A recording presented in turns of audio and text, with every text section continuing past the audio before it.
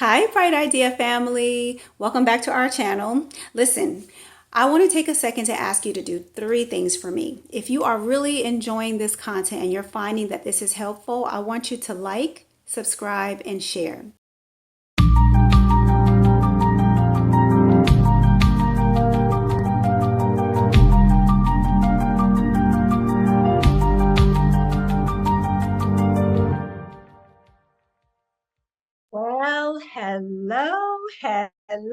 Hello, everyone, and welcome to another session.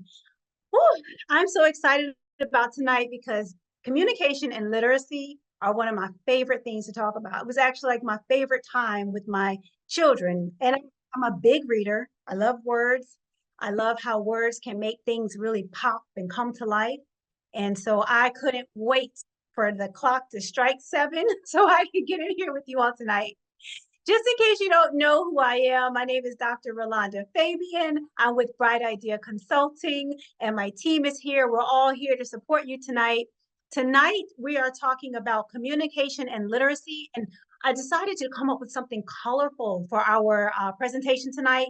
So I couldn't decide between the word unleashing or unlocking, but I said, I think it's unleash. We're unleashing those voices. So that's what we're talking about tonight, how to get those little voices to really express themselves. And it doesn't matter if your children are not really all that small anymore, because it's never too late, as I know from my own experience, to expand your vocabulary.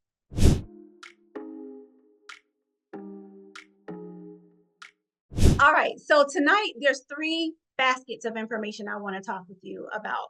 I want to first start off by just letting you know what we mean when we say communication, when we say literacy. I also want to talk about the importance of communicating and developing your child's ability to read and write and hear and speak. That's all a part of literacy. And then we're going to talk about some strategies that you can use to either unleash or unlock the little voices in your life. Okay?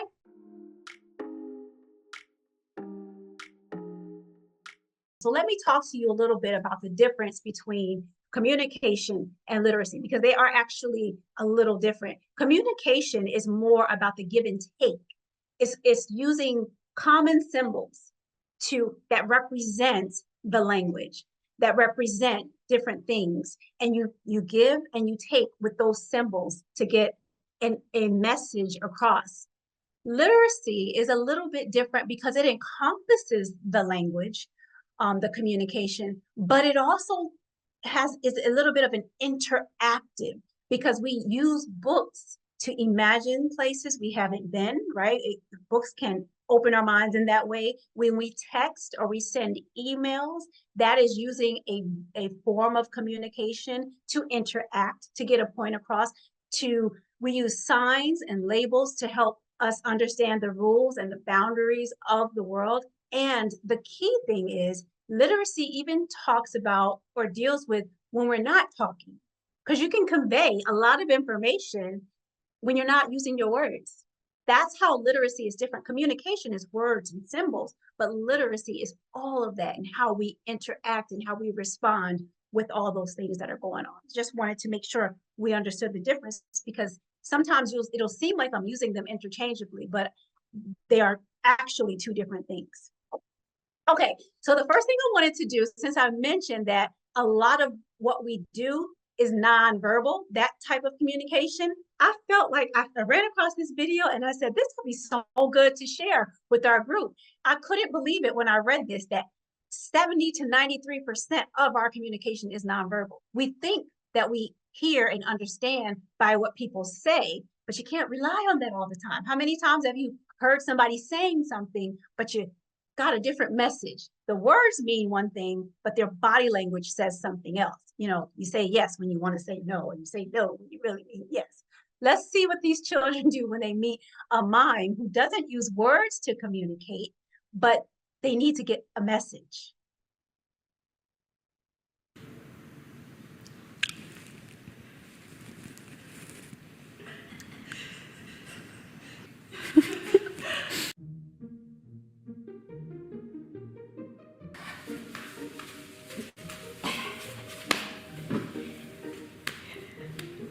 Now, I want you to notice how the children respond culturally as much as they respond nonverbally.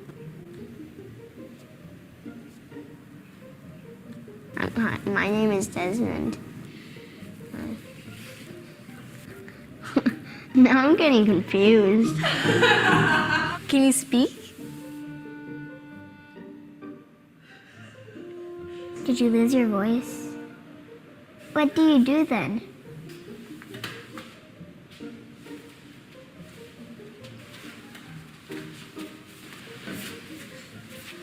Oh, I know mine. You're right! Yes. Do you live in France? Why aren't you wearing a striped shirt? I guess that's a good enough answer. Have you played charades before? Was it easy? What gave you the idea of being a mime? Oh, when you were young, you saw like a mime acting? Look at this. She's giving the whole story with no words. And you were amazed. Can you take the hat off? It's not stuck.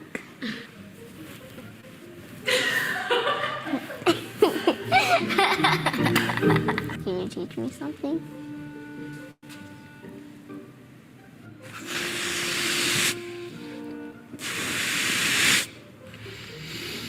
This is fun.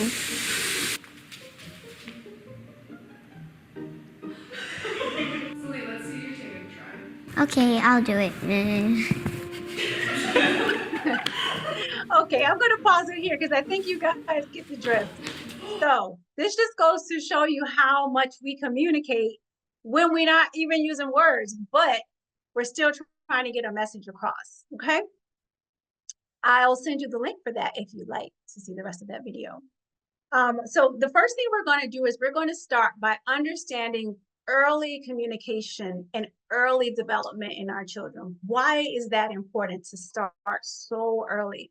And the milestones that they should reach at different stages. And it's important to know those milestones because you can start to identify that something's going on. And I'll tell you a little story about that as we go on. And then factors that may influence the way children's language develops. Okay, so let's go into that. The importance. Communication is so important because it impacts them throughout their lives, right?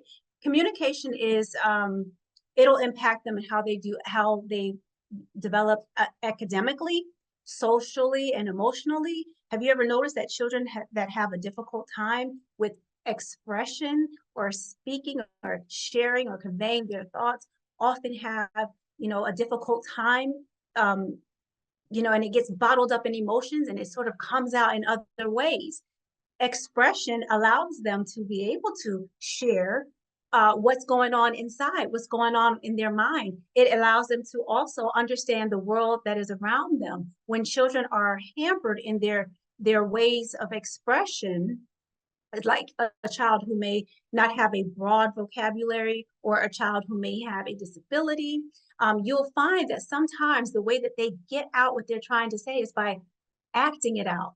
But sometimes it comes across negatively. So the more that you can have avenues for children to be able to share information, then the easier it'll be for them. I noticed that in my daughter's, I mentioned she's in high school, and in high school, the writing has changed a lot. When I remember when I was in school, writing was very precise. We were taught descriptive language and we were taught how to expand vocabulary. And I find that is one of the things that she struggles with.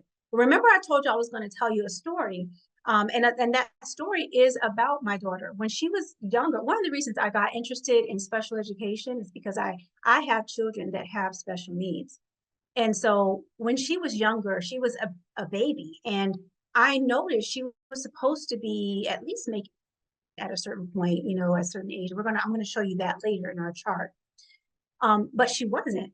And she just would watch everything, very observant, but not very engaging when it came to making the baby sounds and making. So I thought, well, maybe I should have her evaluated. Maybe it's a hearing issue. She's not making sounds because she's not hearing anything. And so I had her evaluated as a baby, you know, through this program, wonderful program called Babies Can't Wait. When I had her evaluated, what we found is that she was language delayed. It's not that she couldn't hear, and it wasn't that she didn't understand what was happening around her. She just didn't know how to engage through language. And so it took a long time and a lot of work, but we started making her say things. You know, she couldn't have something that she was asking for. Even if she had the tantrum, you have to give me some words to work with. And eventually she caught up to where she was supposed to be. And now, you know, she's a chatterbox, you know, she's a teenager. Like I'll say, what happened at school? She'll tell me nothing. But then I say something and she'll just ramble on for about 30, 45 minutes. Can I get an amen? Anybody recognize children when they do that, just start talking and just can't stop? Well, I was glad when she started talking because I realized that it's not, there wasn't an issue with her learning language. She just needed a lot more probing. And sometimes it takes that for some children. So, and that goes into what are the factors that influence language acquisition. What can influence their language are some things that might be going on with them, either medically or some things that might be going on with them developmentally.